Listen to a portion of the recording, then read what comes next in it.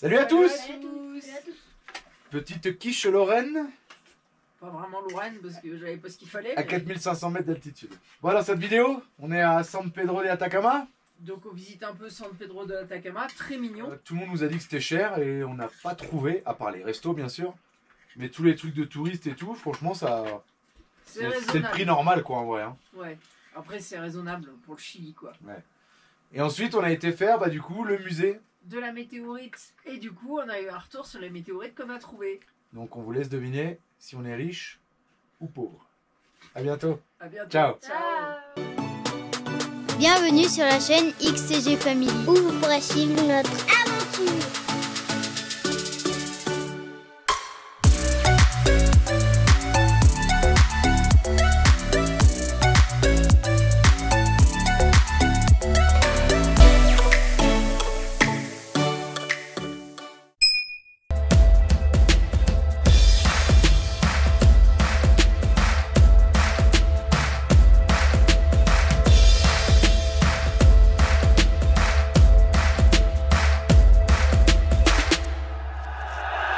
Allez, on va déjeuner à la petite boulangerie française. Regardez l'Allemand. Il a acheté son petit camion 50 € parce qu'il correspondait plus aux normes pollution en Europe. Et voilà, il voyage avec sa petite maison sur roue et sa remorque. Délire. Allez, c'est parti nous, petit déjeuner. Oh, bah il y a déjà du monde. Oh, il y a même de l'artisanat à la Franchuteria. On va se faire notre petit déjeuner tranquille. Mais grave, c'est blindé, putain, il n'y a même plus de table quoi. Et ici vous regardez bien, il n'y a que des Chiliens. Regardez les baguettes. Figues et roquefort, fromage de chèvre et origan, fromage naturel, il n'y a plus de à l'ail, Marie a voulu à l'ail. Et puis croissant, pain au chocolat, tout ce que vous voulez quoi. Eh le petit def. Toy. Alors pourquoi on n'est pas à la boulangerie? Parce qu'il n'y a plus de place, donc on ramène le pain avec Manon. Et il y a une petite liste d'attente. Donc on ramène le pain au camion tranquillou. L'Allemand il arrête pas de m'alpaguer. Dès que j'arrive, dès que je sors du camion, il jacte. En plus il fait un mélange d'allemand, d'anglais, d'espagnol. Ouais, français à part monsieur, il dit pas grand chose. Du coup c'est un peu usant quoi. Il est très gentil mais voilà. Manon va y aller toute seule, je vais attendre. Allez, la petite place de San Pedro. Comme en Argentine, là il y a quelqu'un qui nettoie la place. Ouais, la différence avec l'Argentine c'est qu'il y a 10 personnes, là il n'y en a qu'une mais bon. Allez, on fait un petit tour, on va acheter un petit truc à Marie, un petit cadeau, pendant qu'elle attend de la place à la Franchuteria. Mais je sais pas si tout est ouvert, on va voir. Parce qu'elle a vu un truc hier, donc on va essayer de le retrouver. Bon, on a trouvé le bob à Marie. Maintenant il faut aller le cacher dans le camion. Et les rejoindre à la boulangerie, mais je crois qu'on va se faire tuer, on s'est perdu de route, ça fait je sais pas une demi-heure qu'on est parti. Après il y avait 5 personnes devant nous, je compte un quart d'heure, on devrait être pas mal. Bon, petit déjeuner, pain au chocolat ou chocolatine? Pas au chocolat. Pas au chocolat. Jus de carotte, jus de mangue, jus d'orange classique. Et vous avez déjà pris, qu'est-ce que t'as pris, pain au chocolat? Tout le monde. Tout le monde pain au chocolat? Ouais. Ah même pas un croissant dis donc. Allez, on vous laisse, petit déjeuner, tranquillou. Et c'est déjà plein. Il a fallu attendre combien? Une demi-heure? Non, un quart d'heure. Il y avait 4 groupes de personnes avant nous. Ah ouais, j'étais parti moi sur une heure, je m'étais dit un quart d'heure par groupe. Tu nous as fait attendre, voilà pourquoi ils mangent maintenant, parce qu'en fait il s'est barré, j'avais pas de thunes. On était là à manger sans que j'ai de thunes pour payer. Mais oui, ils savent pourquoi on est parti. Ouais. Ils savent. Allez, bon appétit. T'es relou. Bon, on a bien déjeuné. Donc alors, 5 pains au chocolat et 3 jus. Combien c'était déjà? Je m'en souviens plus. Avec le pourboire, Ouais, 5 €. Ouais, 24,80 ouais. Ouais, le pourboire il est d'office au Chili. Enfin non, certains te proposent de ne pas le mettre. Ouais, non, en fait il est d'office sur le ticket, il te demande si on le laisse ou pas. Tu vas pas dire non, il y a 2 €. C'est plus compliqué de refuser ça que de mettre une pièce en fait. La pièce tu la mets ou tu la mets pas. Là c'est d'office sur ton ticket et puis elle te dit je vous laisse le pourboire. Eh bah oui laisse, qu'est-ce que je vais pas l'enlever. Donc, mais ça vaut, de toute façon. Je vais pas dire que ça vaut ce prix-là parce que c'est très très cher, mais ça fait presque 5 ans qu'on est en voyage et on a... Enfin, c'était super bon. Donc, zéro regret et je pense qu'on reviendra dans tous les cas. Bon, maintenant on va où? Ah, on doit voir un Français. Enfin, en fait, je sais pas s'il est français parce qu'il a un numéro argentin. Ça fait 1 mois qu'il est là. Et il voulait qu'on se voit. Alors, je sais pas. On va voir. Les Allemands. Avec un Renault cellule. C'est bon, ils vont pouvoir parler avec papy de l'autre côté, avec sa maison. Mettez-vous de l'autre côté, s'il vous plaît. Eh, ils sont pas tout jeunes non plus, là, Marien. C'est grave. 200 chevaux, 11 tonnes. Bon, là, on fait un petit tour dans une petite feria.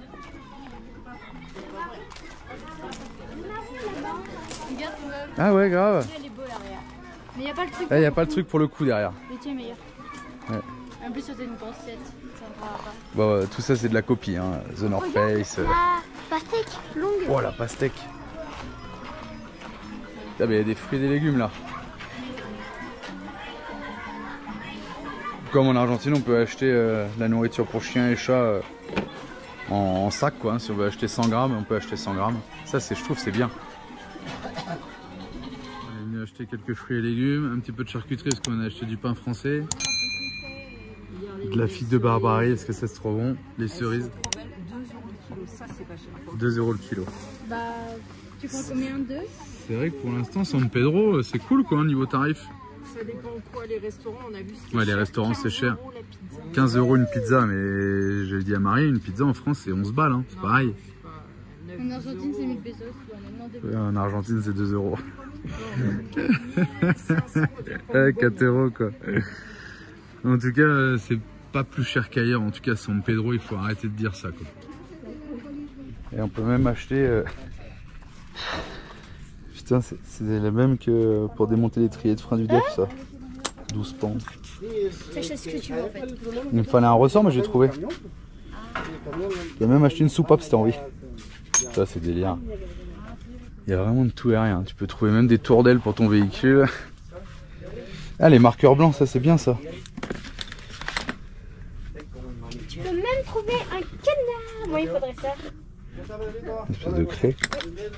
Des Des poulies, des roues, câbles électriques, il y a de tout franchement. Bon, on a fait un achat. On avait vu une bouteille comme ça, là, Jésus Maria, sans le détendeur, sans le manomètre et sans le masque. C'est de l'oxygène. Bon, elle est vide là. Hein. Je l'avais vu à Jésus Maria à 300 €. Sans tout l'équipement. Là, il a vendu combien? 90 €. Et j'ai réussi à la descendre à 50 €. Bon, après, il faut la faire 52. Du coup, il faut la faire recharger dans tous les cas. Mais il y a le masque, il y a le détendeur, le mano et la bouteille en aluminium. Impeccable.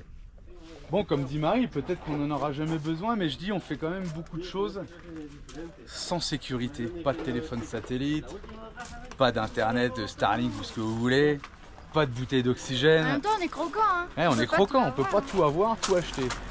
Mais la santé, ça a quand même pas de prix en vrai. Peut-être, comme dit Marie, on s'en servira jamais parce qu'on est monté quand même à plus de 5400 mètres d'altitude.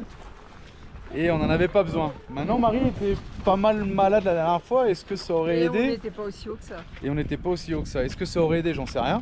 Bah, peut-être. Est-ce que prendre de l'oxygène, ça aide quand on a un gros mal de crâne qui nous en serre la tête? Parce que Julien a eu ça à ouais, 5000. aussi. Et qu'est-ce que tu voulais savoir aussi? Si tu n'as jamais eu de problème, est-ce que tu peux en avoir plus tard?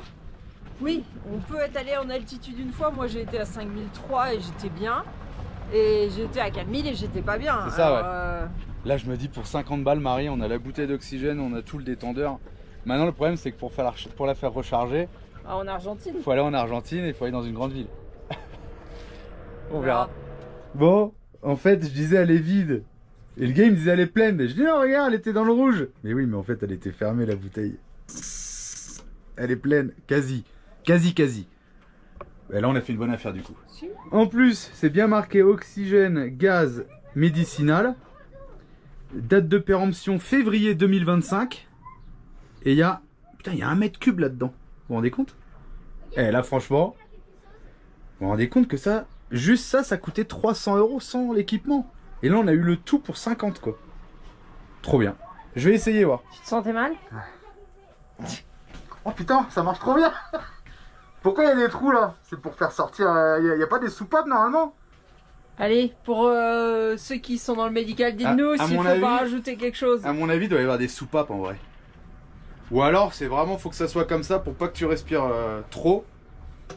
Mais sinon, il y a peut-être des soupapes de retour pour la... Je sais pas. Parce que là, en fait, tout peut sortir par là. Ouais. Bah ouais. Ouais, s'il nous manque que ça, j'ai envie de te dire, un masque, ça se trouve partout. Par contre, t'as vu, il y a des réglages. Puis même là, c'est pareil, c'est ouvert. C'est ouvert parce que tu viens de tourner? Non, non. Tourne et c'est fermé, non? Non. Faut peut-être pas trop en respirer. Hein. Là, c'est fermé. Ah, voilà. Mais ça se verrouille pas du coup.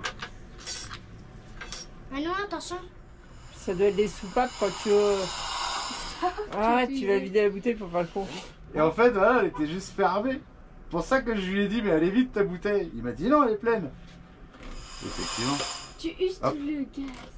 Elle était comme ça. Trop Voilà, bien. voilà. Ah, je suis trop content. Il a claqué 50 €, il est content. Et je suis d'accord que c'est vraiment pas cher. Mais grave, t'imagines? C'est pour ça que j'ai pas dit non à l'achat. C'était que... 300 € que ça. Ah, c'était 50 €, mais on a payé 52 parce qu'on a payé par carte bleue, quoi. Ouais, grave, fais chier. Bah, ça va. De 90. Il me dit, elle valait 90. Et non, il a dit qu'elle avait été baissée à 70, qu'à la base elle était à 90, qu'elle avait été baissée à 70. Et là, je viens de la rebaisser encore. 50. Ah, 50. Bon, je pense que si nous l'a vendu ce prix-là, c'est que ça se vendait pas. Hein. Bah, c'est bizarre que ça se vendait pas parce qu'il y a quand même pas mal de monde ici qui monte. Ouais, mais ils sont habitués. Ou alors ils en ont déjà. Ou alors elle vient d'arriver, je sais pas. Bon, en tout cas, on l'a maintenant. Allez, go, on va voir le musée de la C'est pas un météorite. truc hallucinogène qu'il y a là-dedans. Alors, comment on fait pour faire des machines à laver à San Pedro de Atacama? Bon, on récupère l'eau du petit canal là. Le voisin, l'allemand, il a boit l'eau. Donc on peut faire des machines à laver. Hein. Comme ça, on n'use pas l'eau du réservoir, c'est cool. Regardez, regardez un petit peu. On n'est pas dans la rigolade dans la garnition du pain. Ah, vous avez trouvé des... Franchement, Garnition. la garnition, Regardez. comment tu dis? Garniture. La garniture, ouais, la garnition c'est en argentin. Voilà, là c'est Manon Camille parce qu'elle a fait un guacamole. Mais le pain, il est ouf, trop bon. Bon, aujourd'hui, on est à San Pedro d'Atacama, on va voir le musée de la météorite. Non, on va rien entendre. Et on n'a plus de micro. C'est de la merde, DJ. Allez, on est au petit musée, on attend que la dame elle arrive. Et alors du coup, qu'est-ce qu'on lui a montré nos pierres? Qu'est-ce que c'est alors? Alors, les pierres noires que moi j'ai trouvées, ça serait des impactites. C'est-à-dire qu'en fait, apparemment, le cratère de Monturaki, ça a été l'équivalent de 2 bombes atomiques d'Hiroshima. Donc ça a été tellement violent qu'en fait, la météorite, elle s'est pulvérisée. Et elle a pulvérisé le sol où elle est tombée. Et ça a créé des pierres à moitié fondues, donc un mélange de météorites avec les pierres qu'il y avait en place. Ils appellent ça des impactites. Donc celle que j'ai trouvée, a priori, c'est ça. Et là, j'en ai ramené d'autres qu'ils ont trouvées, on va leur montrer aussi, voir. Et au niveau du tarif? Alors le musée c'est 5 € par adulte, 4 € pour les enfants et peut-être qu'on va faire un petit échange avec eux, leur donner des vidéos de drones et réduire le prix du musée. Bah, elle nous a proposé, quand elle a vu notre photo, elle a dit si tu me donnes les vidéos de drone, je te fais gratuit les enfants. Ah vas-y si tu veux, pas de souci. Bon, on était en train de discuter avec la dame du musée et en fait, donc c'est bien des Français qui ont trouvé. Alors du coup c'est une météorite de Mars. Martienne, c'est la seule qui a été trouvée au Chili. Alors les météorites martiennes apparemment sont très chères, peu importe où dans le monde. Enfin en tout cas là c'était une valeur. C'était la seule. C'était la seule et c'est un Français qui l'a gardée. Non, une adolescente française qui l'a trouvée. À la main du désert où on était. Et du coup ils l'ont revendue par morceaux. Et apparemment a dit l'estimation de la pierre entière c'était 300 000 $. Il y a environ 4,5 milliards d'années, notre système solaire s'est formé à partir d'un nuage de poussière et de gaz. Le soleil primitif créa un gradient thermique et les éléments qui étaient à l'état gazeux commencèrent à se condenser pour former les premiers corps solides, appelés chondrites. Il en existe de différents types en fonction de la concentration en fer. À la création du système solaire, les chondrites parentales étaient constituées d'une matrice contenant des corps métalliques de fer et nickel distribués de façon homogène. Quand les chondrites dépassent 100 km de diamètre par accumulation de débris, la température augmente. L'augmentation de la masse entraîne l'augmentation de la force gravitationnelle qui comprime l'astéroïde et entraîne la décomposition d'isotopes radioactifs à l'intérieur. Cette source de chaleur entraîne la différenciation des éléments constituant l'astéroïde. Les éléments lourds comme le fer et le nickel créent un noyau et les éléments silicatés plus légers créent la croûte. Cette différenciation est bien visible sur cette météorite. De la même façon que se forme une planète, les astéroïdes différenciés présentent un noyau métallique et un manteau surmonté d'une croûte superficielle. Les météorites métalliques ou sidérites se forment dans le noyau de l'astéroïde. Après la différenciation sous forme liquide par gravité, le noyau se refroidit. Lors des refroidissements très lents, de l'ordre de quelques degrés Celsius par million d'années, des lignes de Widmanstatten se forment. Ce processus n'est pas réplicable sur Terre. Ces lignes sont bien visibles sur cette météorite. Le manteau silicaté contenant des cristaux d'olivine dont la couleur vert-jaune est bien visible sur cette météorite est du groupe des sidérolites. Ils proviennent de la limite entre le manteau et le noyau qui présente un mélange à part égale d'un alliage de fer-nickel et de silicate. Les météorites issues de la croûte superficielle des astéroïdes se nomment achondrites. Elles présentent des roches formées de magma basaltique d'origine volcanique et de roches plutoniques correspondant à la solidification du magma à l'intérieur de la croûte terrestre de l'astéroïde. L'étude des météorites nous donne donc de précieuses informations sur la constitution de notre propre planète. Les météorites se déplacent dans le système solaire à une vitesse de 38 km par seconde. Cette vitesse se réduit fortement à l'entrée dans l'atmosphère terrestre, qui réduit également la masse du bolide de 90%. Vers 100 km d'altitude, la densité de l'atmosphère enflamme les météorites dues au choc contre les molécules d'air qui génèrent des températures supérieures à 2000 degrés Celsius. Pour cette raison, en surface des météorites les plus récentes, on observe encore une croûte de fusion. La forte réduction de la vitesse à l'entrée dans l'atmosphère entraîne de fortes contraintes de pression sur le bolide qui habituellement se fragmente. Les nombreux morceaux à l'impact sur la Terre forment une ellipse de dispersion qui permet de définir la direction d'entrée de la météorite vers la Terre. Les plus gros morceaux se concentrent vers la tête de l'ellipse et les plus petits du côté de la queue. La météorite de la vitrine a été découverte dispersée sur une surface de 3 km par 500 mètres.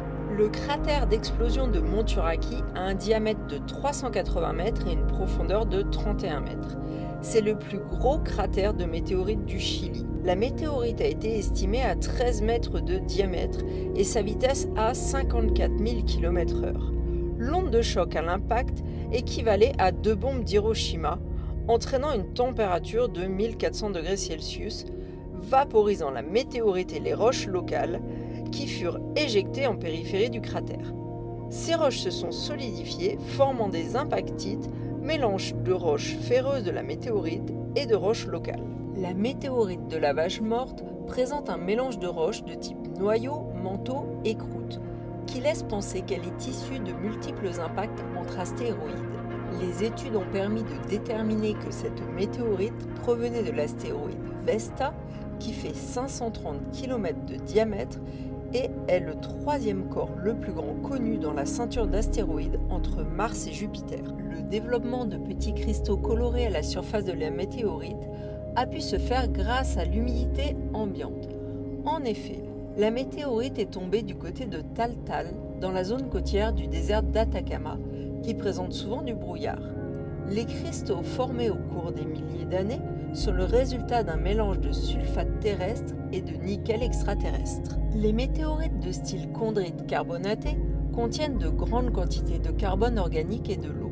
Sa composition organique se rencontre également dans certains organismes terrestres. Et la question se pose, pourrait-elle être à l'origine de la vie sur Terre ? Certains scientifiques ont même envisagé la possibilité de trouver la preuve d'une vie extraterrestre dans ces météorites. Bon, je sais pas comment ça va être le montage de cette vidéo parce que c'était en audio guide, donc c'était pas facile. C'était intéressant, ouais. C'est un tout petit endroit, mais en fait ça vous apprend beaucoup en fait. Elles sont super sympas. Et ouais. C'est audio guide en français. Ouais, audio guide en français. Elle nous a dit je mets en espagnol, elle croyait qu'on était non, on fait quoi? Argentin. Elle croyait qu'on était argentin. Mais non, on n'est pas argentin, on est français. Du coup elle nous disait des mots en argentin, c'était rigolo. Et du coup moi j'ai pas trop tout suivi parce que je me demandais qu'est-ce que j'allais faire avec les 300 000 $ si j'avais trouvé cette météorite là. Putain, vous vous rendez compte des voyageurs comme nous, à la main du désert, la gamine a trouvé une pierre. Putain, à la fin ils s'aperçoivent que... Enfin non, en tout cas ils ont vendu par partie. Ils se sont fait à peu près 300 000 $. Voire plus parce que c'est le gros morceau qui a été estimé à 300 000. Mais quand tu divises, ils ont pu faire un peu plus. Hein. Mais regardez, j'avais regardé moi le reportage là-dessus. Sur YouTube, il y a une vidéo. Et attends, ce qui est quand même drôle, c'est qu'avec cette roche, ils ne savaient pas du tout que c'était une météorite. Ils sont venus là, et ils ont vu la dame avec qui on discutait. Ouais, elle a qui vu leur la a dit, pierre. oh, je crois pas que c'est une météorite, mais bon, comme je suis pas sûr, on va demander au directeur, au responsable, puisque c'est un gars en fait qui est passionné, qui a créé ce musée, et c'est des pierres qu'il a trouvées, hein, qui sont là. Et ils l'ont découpé ici. Le gars, il a vu la pierre, il est devenu ouf. Ils étaient fous. Et au début, il croyait juste que voilà, c'est une météorite, elle devait faire à peu près cette taille-là. Et finalement, en fait, au début, il savait pas qu'elle venait de Mars. C'est quand même la seule qui a été trouvée dans le désert d'Atacama qui vient de Mars. Qui a été trouvée au Chili. Ouais, au Chili. Ouais. Et au final, elle est partie expertisée. Ils l'ont coupé ici sur place, le gars il l'a coupé, il a envoyé des bouts en France pour faire une expertise. Et c'est là qu'ils ont découvert que ça venait de Mars. Enfin, c'est un truc de fou quand même. Et comme la loi chilienne a dit que ce que tu trouves, c'est à toi, ça appartient pas au sol chilien, et ben ils l'ont gardé. Et... Alors ça vaut pour les météorites, mais je pense pas que ça vaut pour les restes de civilisation par contre. Ouais, peut-être pas, je sais pas. Mais en tout cas, bonheur assuré quoi. Ouais, 300 000 balles. Oh vite, un truc de fou. Ça date d'il y a quand? 6 ans, c'est pas vieux. Enfin, elle a dit je crois 6 ans, mais je sais plus, le elle reportage. Pas sûre, mais le reportage il datait. C'est plus vieux le reportage. Plus vieux, ouais, je suis d'accord. Enfin, regardez sur YouTube, vous tapez français météorite Chili, vous allez trouver tout de suite. En tout cas, bien, chapeau. Chapeau l'artiste. Bon allez, on va se faire un petit tour dans la ville. Ouais, tout à l'heure je vous disais les micros DJI, on est dégoûté parce que les petites accroches qui tiennent les moumoutes, et ben elles sont cassées. Si là j'ai collé la moumoute, ça veut dire qu'on peut plus charger le micro DJI dans sa boîte. Putain, ça vaut 400 balles quand même, c'est abusé. Hein. Et là j'ai monté une vidéo et en fait dès que le son sature, bah, ça coupe le son, c'est dégueulasse. Je suis un peu deck quoi. Donc bah voilà, on n'a plus de micro, enfin on a encore des micros, mais bah, ça marche pas en fait. Parce que de la piste on va en faire beaucoup et c'est quand on est sur la piste, le son il saccade et ça coupe quoi. Donc c'est un peu le bordel. J'ai dû coller la moumoute donc on peut plus la charger dans sa boîte, faut mettre un câble maintenant, enfin c'est un peu relou. J'ai vu le nouveau micro de chez DJI, il a une prise de jack, comme une prise de jack pour tenir la moumoute. Donc déjà je me dis ça c'est plutôt pas mal. Maintenant il est bien parce qu'il est en Bluetooth, la GoPro 12 elle est en Bluetooth, sauf que le micro DJI est pas compatible avec la GoPro 12. Peut-être la 13. Ça il va falloir acheter la 13 maintenant. Et non, et je me dis sinon il faudrait mettre un micro avec fil et quand on est dans le véhicule. Mais le problème il faut encore acheter un adaptateur, on peut pas brancher un micro avec fil en prise USB-C sur la GoPro quoi. Ça c'est un peu chiant. Donc je sais pas trop, sinon il faut trouver la moumoute. Comme Daddy il utilise la moumoute, il roule en mobilette, on n'entend pas le vent. Et la moumoute elle vaut rien je crois, il faut juste la trouver quoi. Bon allez, on continue notre petit tour dans la ville, sans moumoute, sans micro. Mais il n'y a pas de vent.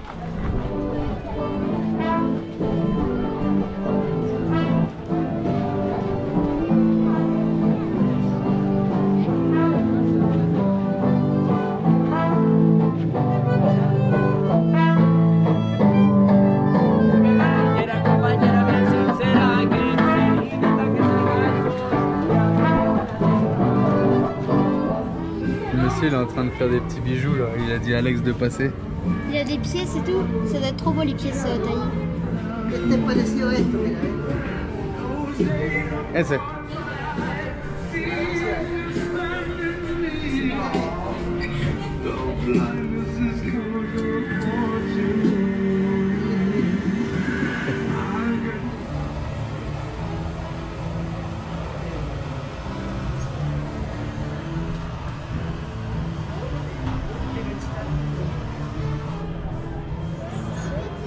C'est de l'argent.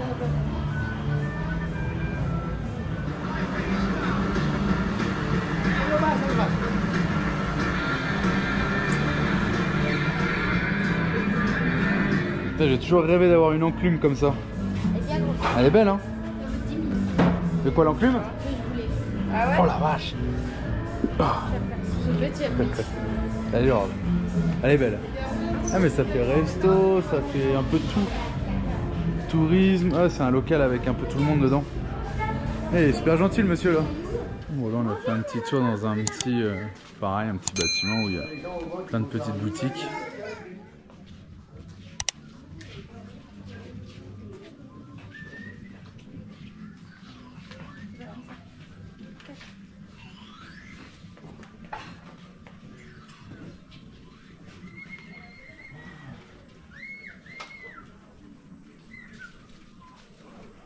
Allez, on arrive au camion et franchement, ceux qui nous disent qu'il n'y a pas d'eau à San Pedro de Atacama, ce que je disais à Marie, si vraiment il nous fallait de l'eau, je mettais la pompe là. Il y a du débit, hein. Je mets la pompe et on fait le plein du camion. Franchement, vous avez de l'eau à disposition. C'est pas de l'eau potable, hein, mais. Si, il y a quelqu'un qui est venu dire que c'était de l'eau potable. Mais non. Et après, il y a quelqu'un qui est venu dire que c'était de l'eau C'est potable. l'allemand, ça. Non, il y a un monsieur d'en face, il a dit de pas soucier l'eau parce que c'était de l'eau potable. Et après, il y a quelqu'un qui vous a dit que l'eau était toxique. Mais l'allemand, il en a bu. Et Il est pas mort. mais il est pas mort en tous les cas. En tout cas, pas aujourd'hui. Donc, il y a de l'eau à San Pedro de Atacama. Si vous avez besoin de faire le plein d'eau, que vous avez des filtres, il n'y a pas de souci. Alors, la caisse frigo, c'est très bien. Mais ça marche aussi bien pour le froid que pour le chaud. C'est-à-dire qu'il fait 27 degrés dehors. Il fait 33 dans la cellule. Donc, si vous ouvrez les fenêtres et la porte toute la journée, la chaleur rentre et elle ne sort plus. C'est comme quand on n'ouvre pas les fenêtres de la journée et qu'on part le matin tôt, ce qui arrive jamais. Rarement. À 13 h, on monte dans le camion, il fait frais. Donc voilà, ça marche vraiment dans les deux sens. Donc là, il faut tout ouvrir. En attendant la prochaine vidéo, vous pouvez aussi nous suivre sur Instagram et Facebook.